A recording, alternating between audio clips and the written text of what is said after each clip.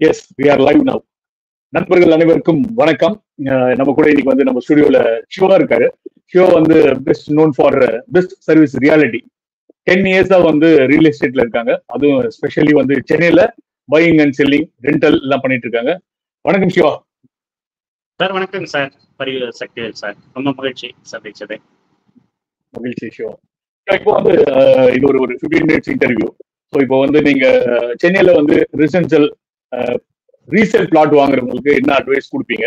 அப்புறம் அதே மாதிரி ரீசேல் பண்றவங்களுக்கு இப்போ ஒரு பிளாட்டை விற்கணும் அப்படின்னா அதனால பெஸ்டா இருந்தா அவங்களால ஈஸியா விற்க முடியும். ஏன்னா நீங்க வந்து 10 இயர்ஸா வந்து இந்த ஃபீல்ட்ல இருக்கீங்க. ஸோ நம்ம நண்பர்களுக்கு கொஞ்சம் அட்வைஸ் பண்ணுங்களேன் ப்ளீஸ். கட்டாயம் சார், தேங்க்யூ சார். பார்த்தீங்கன்னா நம்ம ப்ராப்பர்ட்டி வாங்குறது 2 டைப் இருக்குங்க சார். புது ப்ராப்பர்ட்டி வாங்குவாங்க, ரீசேல் வாங்குவாங்க. ரீசேல் ஏன் வாங்கணும் அப்படின்னா, இப்போ கொஞ்சம் காசு அதிகம் கொடுத்து வாங்க முடியாதுன்னு இருக்கிறவங்க புது ப்ராப்பர்ட்டி பதிலாக பழைய ப்ராப்பர்ட்டி வாங்கலாம். இப்போ பழைய ப்ராப்பர்ட்டி அதே மாதிரி விற்கிறவங்களும் ஒரு சில விஷயங்களை நடைமுறைப்படுத்தினீங்கன்னா நீங்கள் நல்லா லாபகரமாக விற்கலாம். முதல்ல வந்து இப்போ வந்து ஒரு ரீசேல் ப்ராப்பர்ட்டி, அதாவது அப்பார்ட்மெண்ட் விற்கணும் அப்படின்னா எப்படி லாபகரமா விற்கிறதுன்னு ஒரு 5 பாயிண்ட் சொல்றேன் சார். ஃபர்ஸ்ட் வந்து நம்ம ப்ராப்பர்ட்டி விற்கணும் அப்படின்னு நினைச்சதும் நம்ம அந்த ப்ராப்பர்ட்டியினுடைய லீகல், அதாவது property tax, water tax, EB இதெல்லாம் கம்ப்ளீட்டா கட்டி எந்த பெண்டிங் இல்லாம வச்சுட்டு இருந்தோம்னா ஈஸியா பையர் வராருன்னா இமிடியேட்டா சேல் பண்றதுக்கு ஈஸியா இருக்கும். முதல் பாயிண்ட். ரெண்டாவது பாயிண்ட் வந்து பாத்தீங்கன்னா, அந்த ப்ராப்பர்ட்டியில இன்கேஸ் டெனன்ட் இருக்காங்க அப்படின்னா அவங்களுக்கு சொல்லிட்டு அவங்கள வெக்கேட் பண்ணிட்டு ஒரு பெயிண்டிங் ஒர்க் எல்லாம் பண்ணி ஏதாவது சின்ன சின்ன பிளம்பிங் ஒர்க் எல்லாம் இருந்ததுன்னா அதெல்லாம் முடிச்சிட்டீங்கன்னா ஒரு ஒரு ஒரு 50,000 1 லட்சம் ஆகுதுன்னு வச்சுங்க. நீங்க வந்து ஒரு 2 லட்சம் 3 லட்சம் அதிகமா விற்க முடியும். இப்போ வந்து பாத்தீங்கன்னா ஒரு ப்ராப்பர்ட்டியில ஆட்கள் இருக்கும்போது பாத்தீங்கன்னா அந்த வியூ தெரியாது. இப்ப எம்டியா இருக்கும்போது உங்களுக்கு நல்லா அந்த வியூ தெரியும். அதே மாதிரி இமிடியேட்டா அந்த பையர் பார்க்க வரவங்களும் இமிடியேட்டா அதை பர்ச்சேஸ் பண்ணணும் அப்படின்னு நினைப்பாங்க. இந்த மாதிரி பாயிண்ட்ஸ் எல்லாம் நீங்க அப்டேட் பண்ணீங்கன்னா ஈஸியா லாபகரமா விற்க முடியும். முக்கியமா அந்த ப்ராப்பர்ட்டியை விற்கிறோம் அப்படின்றத பக்கத்துல இதெல்லாம் கொஞ்சம் சொல்லி வச்சிருங்க. ஏன்னா இப்ப பையர் வராங்க அப்படின்னா பக்கத்துல போய் விசாரிப்பாங்க, தண்ணி எல்லாம் எப்படி இருக்கு, இதெல்லாம் எப்படி இருக்குன்னு சொல்லிட்டு. அப்போ வந்து நீங்க விற்கல அப்படின்னு பக்கத்துல ஏதாவது சொல்லியிருந்தீங்கன்னா அவங்க வேற மாதிரியான நெகட்டிவ் விஷயங்களை சொல்றது இருக்கும். அதனால அந்த செக்யூரிட்டி கிட்டையோ அந்த அசோசியேஷன் கிட்டையோ என் ப்ராடக்ட்டை விற்க போறேன் அப்படின்னு சொல்லி வச்சீங்கன்னா ஈஸியா விற்பதுக்கு உண்டான வாய்ப்புகள் அருமையா இருக்கும். நல்ல லாபத்திலையும் நீங்க விற்க முடியும். ஓகே, நல்ல விஷயம் சொன்னீங்க. இப்போ ஒரு பிளாட்டை விற்கணும் அப்படின்னா அட்லீஸ்ட் வந்து கொஞ்சம் முன்னாடியே வெக்கேட் பண்ணி வச்சு பொசிஷன் இருந்ததுன்னா வெக்கேட் பண்ணியிருந்தா சீக்கிரமா விற்கலாம். ஸோ சில பேர் வந்து விற்கணும்னு சொல்லிட்டு அந்த வீட்டிலேயே கூட்டியிருப்பாங்க, எல்லாம் லாஸ்ட் வரைக்கும் வாடகை வேணும்னு சொல்லிட்டு அதை அப்படியே வச்சிருப்பாங்க. ஸோ அப்போ வந்து உங்களுக்கு நீங்க சொல்ற மாதிரி ஒரு 20,000 ரூபாய் வாடகை ஆசைப்பட்டு ஒரு 2 லட்சம் ரூபாய் இழக்கிற மாதிரி ஆகும். விற்கும் போது பார்த்தா கச்ச கச்சன்னு இருக்கும், ஒரு இந்த லுக் ஒரு நல்ல லுக் இருக்காதுன்னு சொல்ல வரீங்க. ஸோ வீடு விற்கணும்னு நினைக்கிறேன், அதாவது ஏற்கனவே ஃபிளாட்ல இருக்கீங்க, அந்த வீடு விற்கணும் அப்படின்னு நினைச்சீங்கன்னா முதல்ல பக்கத்துல இருக்கவங்க எல்லாம் சொல்லணும்னு சொல்லி சிவா சொல்றாரு. இந்த மாதிரி நான் வீடு விற்கலான்ட்டு ஒண்ணு உங்களுக்கு ரெஃபரன்ஸ் கிடைக்கும், இல்லைன்னா வெளில வர வீடு அட்லீஸ்ட் உங்களுக்கு பாசிட்டிவா அவங்க சொல்லுவாங்க. ரெண்டாவது விஷயம், வீடை வந்து வெக்கேட் பண்ணி எம்டி பொசிஷன்ல காமிச்சீங்கன்னா கொஞ்சம் ஒரு லுக் வந்து ரிச் லுக் இருக்கும். அவர் சொல்ற மாதிரி இன்னும் கொஞ்சம் நம்ம ஒயிட் வாஷ்லாம் ஒரு 10 ரூபாய் செலவு பண்ணி பெயிண்டிங் ஒயிட் வாஷ் எல்லாம் பண்ணீங்கன்னா இன்னும் கூட நல்ல லுக்கா இருக்கும். ஸோ தட் பிரைஸ் வந்து பார்த்தோன்னே பிடிக்கிற மாதிரி இருக்கும் வீடை. ஸோ கச்ச கச்சன் திங்ஸ் எல்லாம் போட்டு நிறைய வீடு வரும். பாத்தீங்கன்னா வீடுக்குள்ளேயே திங்ஸ் இருக்கு, வீடு எல்லாம் தப்பாங்க, எங்க ஹால் இருக்கு, எங்க பெட்ரூம் இருக்கு, கிச்சன் எல்லாம் பாத்தீங்கன்னா கச்ச கச்சன்னு இருக்கும். ஸோ அந்த லுக் இருக்காது. ஸோ வீடு விற்கிறவங்க இந்த விஷயத்த ஃபாலோ பண்ணீங்கன்னா வந்து டெஃபினட்டா வந்து நீங்க தாராளமா வீடு விற்கலாம். ஸோ வீடு விற்கிறவங்களுக்கு இப்போ அட்வைஸ் கொடுத்தீங்க. வீடு வாங்கணும்னு நினைக்கிறேன், இப்போ நான் வந்து புது பிளாட் வாங்க முடியல, யூஸ்டு பிளாட் வாங்கலாம்னு இருக்கேன் அப்படின்னு அவங்களுக்கு என்ன அட்வைஸ் கொடுக்குறீங்க? ஷோ கரெக்டுங்க சார். இப்போ அதே மாதிரி ஒரு ரீசேல் பிளாட் நீங்க வாங்கணும் அப்படின்னா சில டிப்ஸ் நான் சொல்றேன். நீங்க அதை ஃபாலோ பண்ணீங்கன்னா ஒரு லாபகரமா அந்த பிளாட்டை வைக்க முடியும். எதுவும் ஏமாற்றப்படாமையும் நீங்க அந்த பிளாட்டை வாங்க முடியும். ஃபர்ஸ்ட் வந்து நீங்க ஒரு ப்ராப்பர்ட்டி வாங்குறீங்க அப்படின்னா நீங்க என்ன பண்ணணும், ஃபர்ஸ்ட் லீகல் அந்த பேப்பர்ஸ்லாம் அந்த ஓனர் கிட்ட வாங்கி ஒரு லாயர் கிட்ட கொடுத்து இண்டிவிஜுவலா லீகல் பார்க்கறது ரொம்ப நல்லது. நீங்க இன்கேஸ் ஹவுசிங் லோன் போனா கூட இண்டிவிஜுவலா லீகல் பார்க்கறது ரொம்ப நல்லது, முதல் விஷயம்.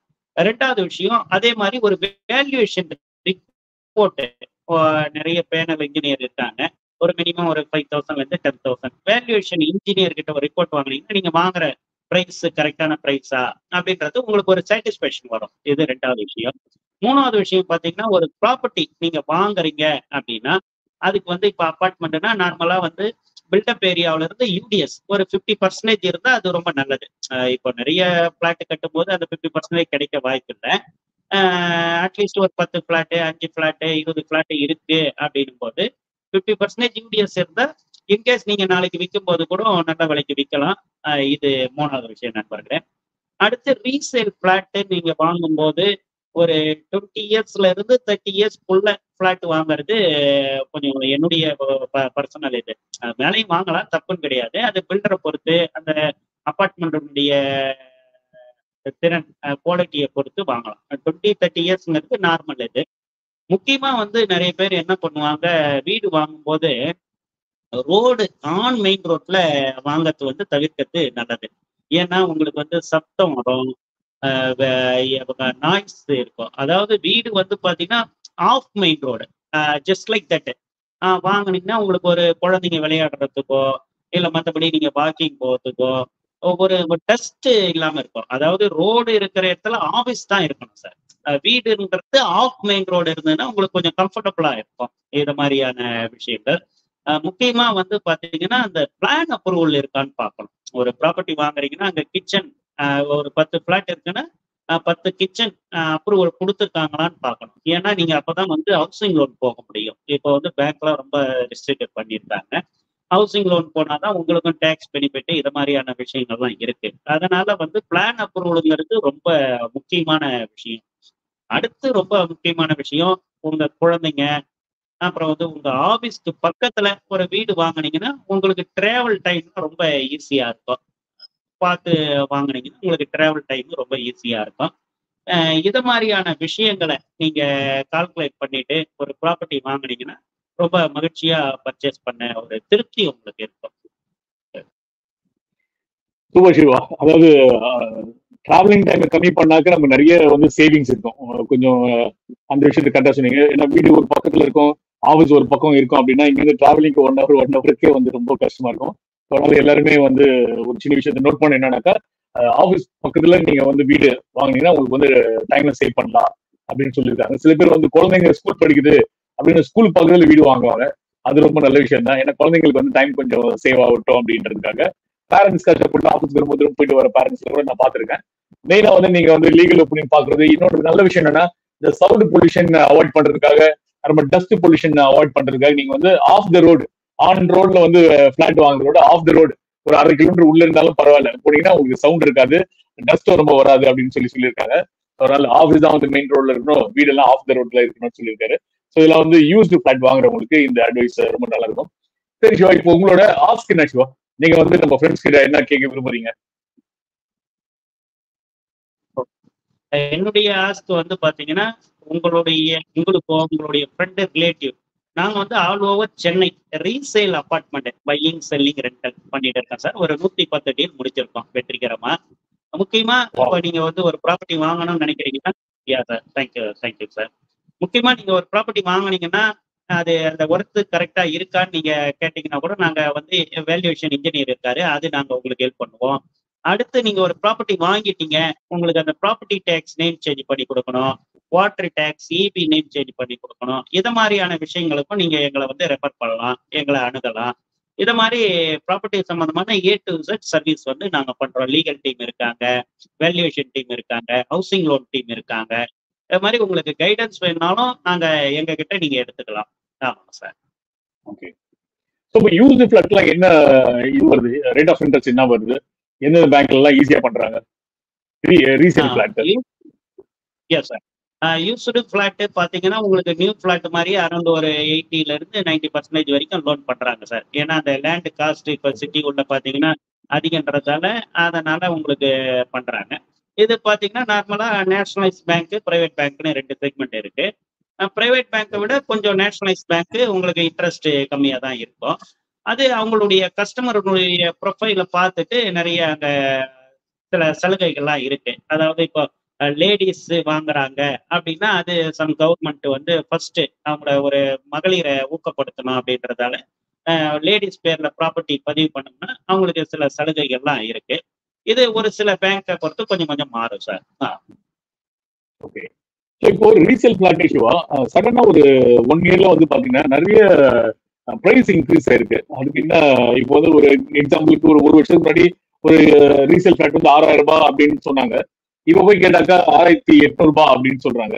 அது என்ன ஒரு வருஷத்துல இப்படி விலை ஏறி இருக்கு? ஏதாவது ரீசன் இருக்கா? இல்லைன்னா வந்து ஷார்ட் ஃபால் இருக்கா? என்ன ரீசன்க்கா இவ்வளவு ஜாஸ்தியா இருக்கு? ரீசேல் பிளாட்டுங்கிறது பாத்தீங்கன்னா ஆக்சுவலா வந்து ஏன் விலை ஏறும் அப்படின்னு பாத்தீங்கன்னா சார், இப்ப புது பிளாட்டு இப்ப அசோக் நகர்ல பாத்தீங்கன்னா எக்ஸாம்பிளா வந்து 13,000 இருந்து 17,000 வரைக்கும் போகுது. இப்ப அதே ரீசேல் பிளாட் வந்து பாத்தீங்கன்னா உங்களுக்கு வந்து ஒரு 8,000 இருந்து 10,000 கிடைக்கும் சார். ஒரு 10 வருஷத்துல இருந்து 20 வருஷத்துக்குள்ள பிளாட்டு. அதாவது ரீசேல் புது பிளாட்டு நீங்க 2 பெட்ரூம் வாங்குறது, ரீசேல் பிளாட்டு நீங்க 3 பெட்ரூம் வாங்கலாம். அதனால வந்து மினிமம் காஸ்ட்ல மேக்ஸிமம் பெனிஃபிட் அடையக்கூடிய வாய்ப்புகள் இருக்கு ரீசேல் பிளாட்ல சார். Super super. அது ஒண்ணு. இன்னொன்னு சென்னை ஃபுல்லா பாத்தீங்கன்னா நிறைய மெட்ரோலாம் வந்துச்சு. ஸோ அதனாலேயே வந்து என்னாச்சு விலைவாசி வந்து ஏறிட்டே இருக்கு. ஸோ அதனால வாங்கணும்னு நினைக்கிறவங்க இப்பவே சீக்கிரமா வாங்குங்க. மெட்ரோ கம்ப்ளீட் ஆச்சுன்னா இன்னும் விலை ஏறிட்டே இருக்கும். ஷிவாவை நீங்க தொடர்பு கொள்ளலாம். அவரோட ஷிவாவோட நம்பர் கொடுத்துருக்கேன் நான், இங்க கீழே ஸ்க்ரோல் ஆயிட்டு இருக்கு. ஷிவா உங்க நம்பர் கொஞ்சம் சொல்லுங்க இன்னொரு வாட்டி நம்ம நண்பர்களுக்கு. யா சார். முக்கியமா வந்து பாத்தீங்கன்னா மனிதனுடைய அடிப்படை தேவைகள் 3: உணவு, உடை, உறைவிடம். இப்ப வந்து பாத்தீங்கன்னா இப்ப இப்ப நம்ம மொபைல் கூட பேசிட்டு இருப்போம், லேப்டாப் பேசிட்டு இருப்போம். இப்ப இது ஒரு 100 லேப்டாப் மொபைல் வேணும்னா ப்ரொடக்ஷன் பண்ணலாம் சார். ரியல் எஸ்டேட் பொறுத்த வரைக்கும் அப்படி பண்ண முடியாது. இருக்கத்த பகிர்ந்து பண்ண முடியும். அதனால நிச்சயமா வந்து ரியல் எஸ்டேட்ல நீங்க பண்ணக்கூடிய இன்வெஸ்ட்மெண்ட் வந்து குரோத் ஆகுமா தவிர நிச்சயமா குறைய வாய்ப்பு இல்லை. கொஞ்சம் கொஞ்சமா குரோத் ஆகும். முன்ன மாதிரி ஒரு 2005 10 வரைக்கும் மிகப்பெரிய வளர்ச்சி. அந்த வளர்ச்சி இப்ப இல்லைன்னாலும் கொஞ்சம் கொஞ்சமா குரோத் ஆகும். அனைவரும் நிலமுடனும் நலமுடனும் வாழ வாழ்த்துக்கள். மேலும் தகவலுக்கு நீங்க நம்முடைய மொபைல் நம்பர் சொல்றேன், நோட் பண்ணிக்க, கூப்பிடுங்க. 9444215263. 9444215263. நன்றி, வணக்கம்.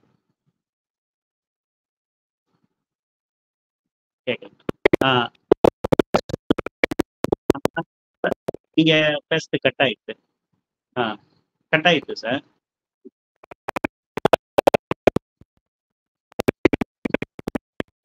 நன்றிங்க சார்.